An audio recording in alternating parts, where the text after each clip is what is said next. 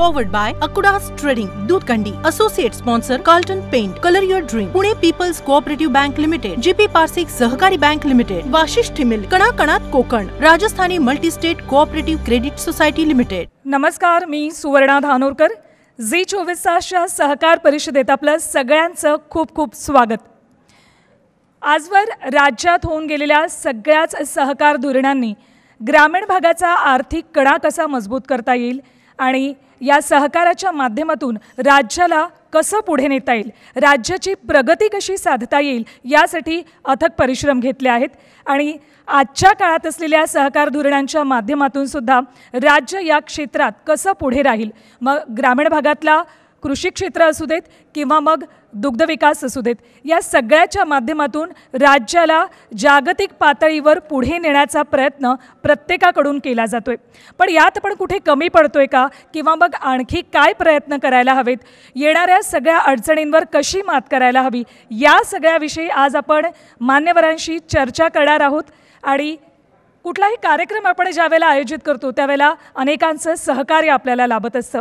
तर झी24 तास सहकार परिषदेसाठी सहकार्य लाभलं आहे powered by Akkudas trading, Dudhkandi. सोबतच associated sponsor Carlton paint private limited, Pune people's cooperative bank limited, GP Parsik सहकारी bank limited, Vashishthi milk and milk products private limited आणि Rajasthani multistate cooperative credit society limited. झी24 तासनं आयोजित केलेल्या सहकार परिषदेचा नेमका उद्देश काय, आज ही सहकार परिषद आयोजित करण्यामागे नेमकी कारणं काय आहेत, याबद्दल माहिती देण्यासाठी आमंत्रित करेन झी24 तासचे मुख्य संपादक निलेश खरे यांना. मुख्यतः सहकार हा आपल्या समाजकारणाचा आणि राजकारणाचा पाया आहे आणि ज्या स्वरूपामध्ये मोठ्या स्वरूपात सहकारामध्ये बदल होताना पाहायला मिळत आहेत. केंद्रीय पातळीवरचे कायदे असतील, त्याचबरोबर अनेक नियम असतील, अटी असतील आणि त्याचे परिणाम हे दूरगामी स्वरूपाचे आहेत.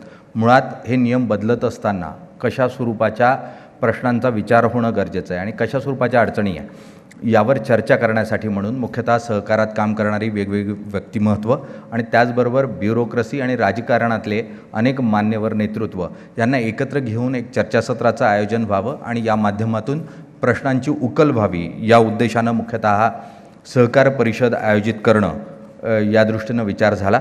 सहकार ही एक मोठी चळवळ आहे.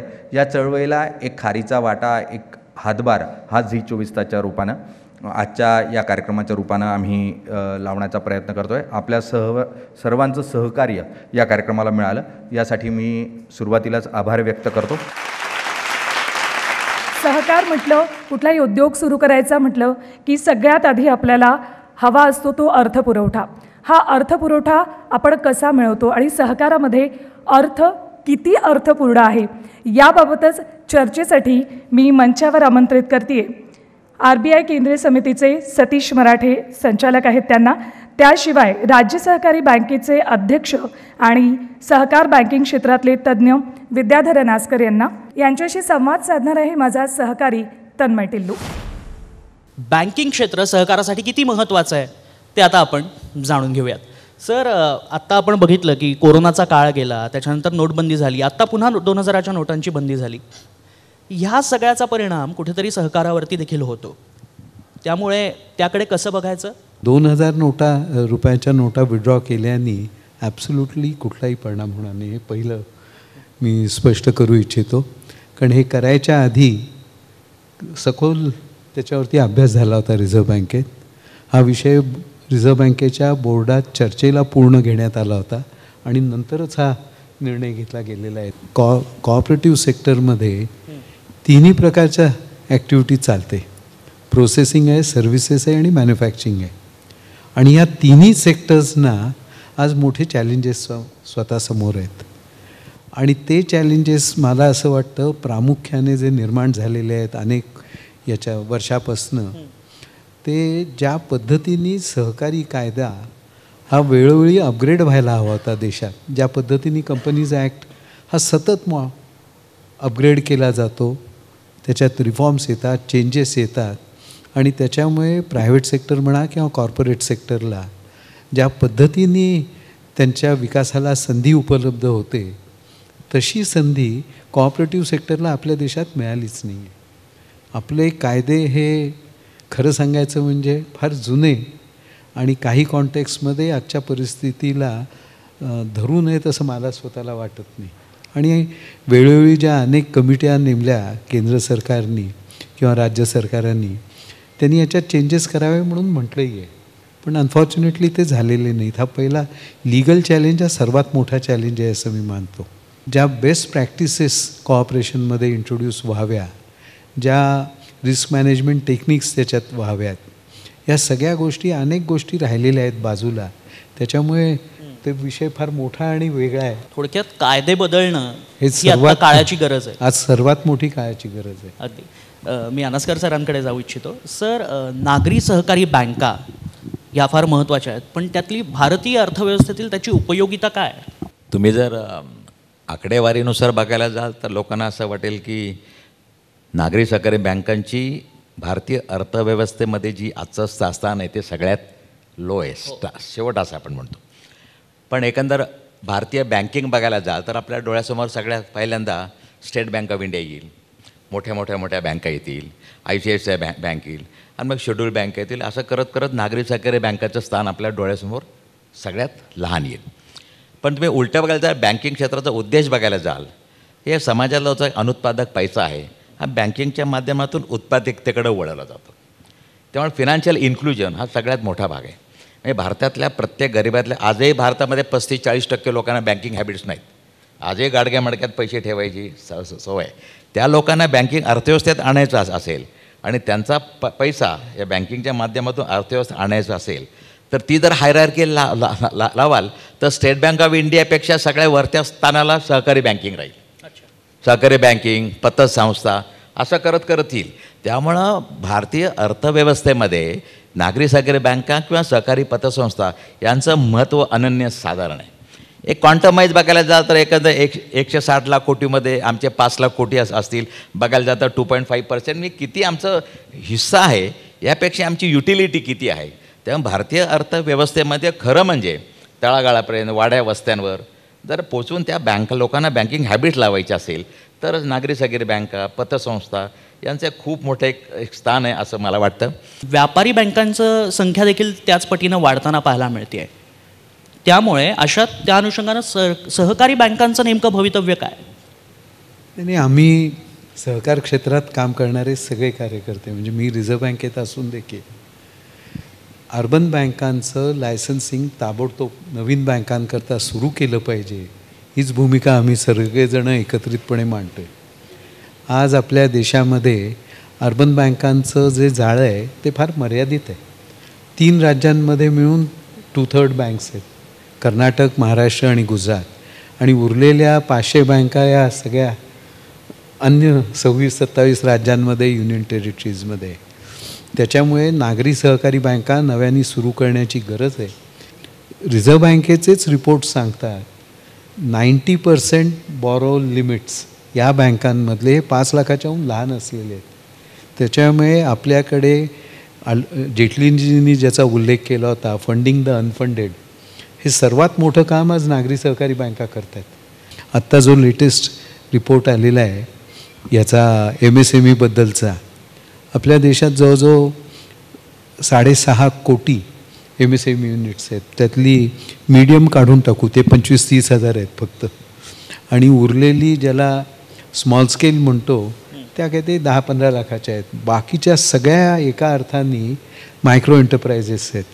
आणि या सेक्टरला $2 ट्रिलियन इतकं क्रेडिट शॉर्टेज आहे.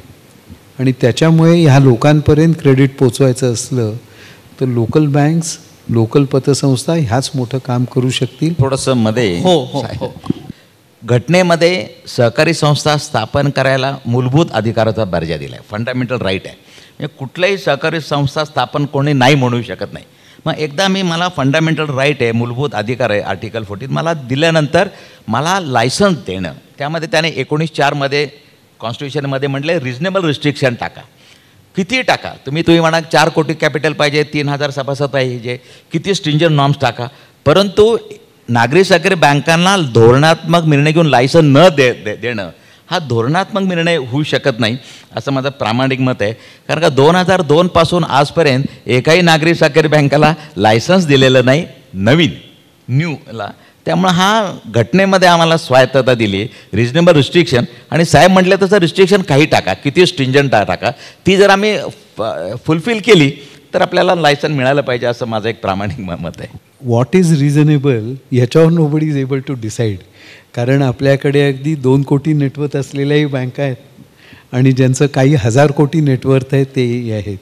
त्याच्यामुळे जसं नवीन बँक सुरू करत असताना त्याला किती मिनिमम सुरुवात कॅपिटलला व्हावं याच्यावरती अजून मत बनत नाही. दॅट इज दी ट्रॅजेडी खरं सांग.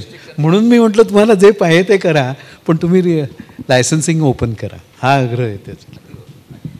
मला अनास्कर सरांना प्रश्न आहे की सरकारी नियंत्रण किती असावं आणि किती नसावं? स्वायत्तता सहकाराचा गाभ आहे. त्यामुळं किंवा अनेक लोकांनी सुचवलं की शासनाचं भांडवल पण त्यात कमीत कमी असावं आणि रिजनेबल पिरियड करता असावं. एकदा का तुम्ही बूस्ट दिलं, सुरू केलं की शासनाचं भांडवल परत केलं पाहिजे. त्यामुळे तुम्हाला स्वायत्तता असलं पाहिजे. त्यामुळे कमीत कमी रिस्ट्रिक्शन जे माझं रेग्युलेटर आहे, जो माझं लायसन्सिंग अथॉरिटी आहे, जी माझी सुपरवायझरी अथॉरिटी, तिचं नॉर्म्स, नियंत्रण, गाईडलाईन, डायरेक्टिव्स हे असणं, म्हणजे मी व्यवसाय कसा करावा यासंबंधी प्रुडेन्शियल नॉर्म्स असणं बट नॅचरल आहे. पण शासनाचं नियंत्रण किती असावं, प्रत्येक गोष्टीमध्ये शासनाकडे परवानगी मागावी का मागवू नये, थोडंसं त्यात स्वायत्तता ही सहकाराला अपेक्षित आहे. शेअर बाजारात सहकारी बँका लिस्टिंग होण्यासाठी तयार आहेत? आत्ता जो बँकिंग रेग्युलेशन ॲक्ट अमेंड झाला त्याच्यामधनं बँकांना कॅपिटल मार्केट्स टॅप करायला त्यांना कायद्याने एम्पॉवर केलं. पण प्रत्यक्ष अजून कुठल्याही गाईडलाईन्स सहकारी बँकांनी कॅपिटल मार्केट्सना कसं टॅप करावं, इक्विटी द्यावी, बॉन्ड्स इश्यू करावे, काय करावं ह्याच्यावरती कुठल्याही गाईडलाईन्स आलेल्या नाहीत. आणि त्या न येण्याचं कारण आपल्याकडे एकतर ऑन टॅप आपण शेअर कॅपिटल इश्यू करतो, हा एक महत्त्वाचा मुद्दा आहे तो. त्याच्यामुळे त्याचं व्हॅल्युएशन काय करायचं, जर का मार्केटला अप्रोच होणार असलो तर ते कसं करायचं आहे. आपल्याकडे 1 पर्सन 1 वोट हा महत्त्वाचा इश्यू त्याच्यातला महत्त्वाचा आहे. आणि ह्याच्याचबरोबर एरिया ऑफ ऑपरेशन देखील या सहकारी संस्थांना जनरली लागू होतात. सगळ्या राज्यांच्या सहकारी कायद्यामध्ये सहकारी संस्थांना 100% ओन कंपनी फॉर्म करण्याचा अधिकार त्यांना त्याच्यात द्यावा, नंबर 1. किंवा त्यांना स्पेशल पर्पज व्हेकल्स जर का करायची असली 100% ओन कोऑपरेटिव्हजना तर ती करण्याचा प्रोव्हिजन ही सहकारी कायद्यात द्यावी. 1 पर्सन 1 वोट हा एक महत्त्वाचा मुद्दा याच्यात आहे. जो इक्विटीमध्ये पैसे घालेल आणि जो सबस्टॅन्शियल घालेल त्याला जर का असं वाटलं की मला मॅनेजमेंटमध्ये काही कंट्रोलच असणार नाही किंवा माझा I have no say in the management, why should he invest, असाही एक प्रश्न ह्या सगळ्या ह्याच्यातनं येतो. आणि कायद्यात बदल केलं म्हणून कॅपिटल येईल याची शक्यता नाही. एंटायर बँकिंग सेक्टरमध्ये कोणी किती शेअर होल्डिंग करावं हे रिझर्व्ह बँक ठरवते. 5% कोणी घेतलं तर त्याच्यात हे नसतं, पण त्याच्या पुढे जर का घ्यायला लागले तर with intimation and with prior permission आणि ॲट नो पॉईंट बियॉन्ड 10%. हा आत्ता बँकिंग सेक्टरकरता रिझर्व्ह बँकेचा गाईडलाईन आहे. कोऑपरेटिव्ह सेक्टरकरता अशाच प्रकारचे काही नॉर्म्स रिस्ट्रिक्शन देणारे तयार करायचे का, जर का कॅपिटलची रिक्वायरमेंट मोठ्या प्रमाणावर असेल तर करावी का, हा चर्चेचा आणि डिबेटचा मुद्दा आहे. एकदम आम्ही फंडामेंटली 1 पर्सन 1 वोटपासून दूर जायचं असं मी म्हणत नाही. कोऑपरेटिव्ह सेक्टरला जर का मोठं स्थान देशाच्या इकॉनॉमीमध्ये येणार असेल तर आपल्याला ह्या सगळ्या गोष्टींचा विचार करून आपल्याला पुढे जायला लागेल. आज आपण बघायला तर 97व्या घटना दुरुस्तीपासून ॲक्टिव्ह मेंबरची डेफिनेशन आपण मान्य केली. मी जो त्या सहकारी संस्थेमध्ये ॲक्टिव्ह आहे, कारण का सहकारी संस्थेमध्ये पहिलं प्रिन्सिपल आहे कॉमन नीड. ज्याला गरजच नाही तो त्या सहकारी संस्थेचा सभासदच होऊ शकत नाही. 50 फ्लॅटची सोसायटी असेल तर 51 सभासद होऊ शकत नाही, कारण का गरज भागवण्याची क्षमता तर सोसायटीची नाही. त्यामुळे तरी तर Nakshas between number of plots आणि तसं जो या कोऑपरेटिव्ह बँकेमध्ये ज्याचा स्टेकच नाही, डिपॉझिट नाही, काही नाही, तो सभासद. आत्ता मात्र चित्र उलटं दिसतं आहे. आत्ता 50,000 सभासद आहेत, त्यापैकी ॲक्टिव्ह किती असतील तर 10-12 हजार आहेत. त्यामुळं आज अमूलनी पण या प्रिन्सिपलला छेद देत जास्त दूध घालणाऱ्याला 2 मताचा अधिकार दिलाच होता. त्यामुळं हे ड्रास्टिक चेंज नाही. सर म्हणतात तसं कॅपिटलची आज गरज आहे सहकाराला. कॅपिटल तुम्हाला वाढवायचं असेल आणि सरांनी सांगितलं तसं सेबीसारखी संस्था या सहकारामध्ये जर आणली तर मात्र हे थोडंसं नीट होईल. आत्ता मला दोघांनाही हा कॉमन प्रश्न आहे की आत्ता व्यवसाय वाढीचा आपण बोलत होतो की त्या अनुषंगाने रिझर्व्ह बँक म्हणते की त्याचा अभाव आहे. ते का आणि त्यावरच्या उपाययोजना काय असतील? तुम्ही ज्याला व्यावसायिकता म्हणता तर प्रोफेशनलिझम. आता प्रोफेशनलिझम म्हणजे काय? हा डिबेटेबल इश्यू आहे. एखाद्या टक्कल असणाऱ्या माणसाला कंगवा विकणं त्याला प्रोफेशनलिझम म्हणायचं का? कोऑपरेटिव्हमध्ये माझा मॅक्झिमम प्रॉफिट ही कन्सेप्ट माझ्याकडे थोडीशी नाही आहे. पण रिझर्व्ह बँक म्हणते any activity carries with an intention to earn maximum profit हा बिझनेस आहे. त्यामुळे जास्तीत जास्त नफा नसेल तर तुम्ही प्रोफेशनलिझम नाही. त्यामुळे या बाबतीत थोडं कोऑपरेटिव्हचं प्रिन्सिपल आणि रिझर्व्ह बँकेची आमच्याकडून अपेक्षा या दोन्हीमध्ये थोडंसं अंतर आहे. जास्तीत जास्त नफा हे आपल्याकडे जरुरी पुरता नफा किंवा सभासदाचं हित. रिझर्व्ह बँक म्हणते की डिपॉझिटरचं हित. त्यामुळे 2 याच्यामध्ये आमचा लॉ बघायला जाल तर MCS ॲक्टमध्ये डिपॉझिटर या शब्दाला .00% उल्लेख नाही. पण BR ॲक्टमध्ये बघायला जाल तर सभासद या शब्दाचा कुठेही उल्लेख नाही. त्यामुळे 2 प्रिन्सिपल आणि दोन्हीचं रेग्युलेशन आमच्याकडे आहे. म्हणजे आम्ही रजिस्ट्रेशन अथॉरिटी आमची महाराष्ट्र कोऑपरेटिव्ह सोसायटी ॲक्ट आहे. लायसन्सिंग अथॉरिटी रिझर्व्ह बँक आहे. नक्कीच. दोघांचं आपल्याला थोडंसं हे गल्लत आहे. अपेक्षांची पूर्ती होईल असं म्हणूयात आपण आणि लवकरच ती अपेक्षा पूर्ण होईल असं म्हणूयात. सर तुमची कॉमेंट. या 1500 बँकांमध्ये 550 बँका आणि 50 शेड्यूल्ड बँका they account for more than 85% of the 8.5 lakh crores business.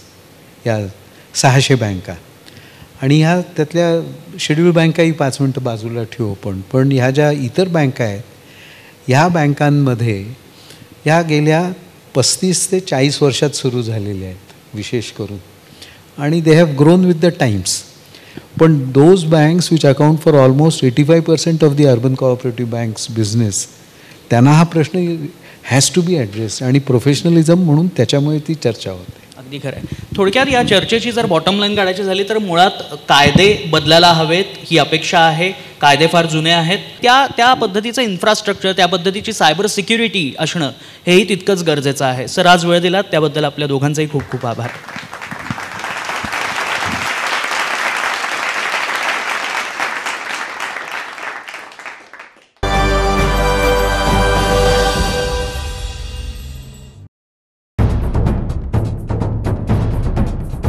सह्याद्रीची उंची म्हणजे